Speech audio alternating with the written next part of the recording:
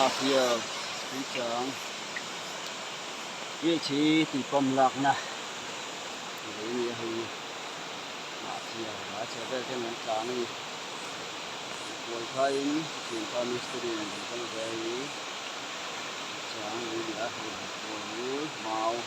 nó ta không có kia kia son rồi bảo cái lá này số apil chuan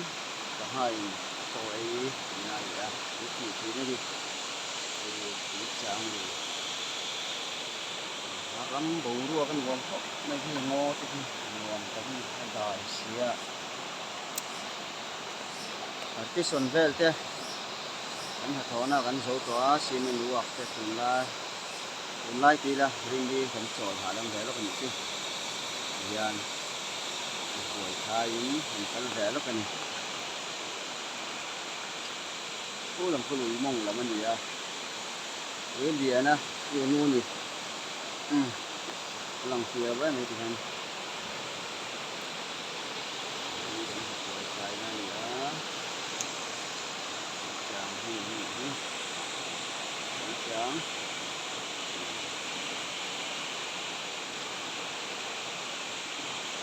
vị trí họ thiệt vị trí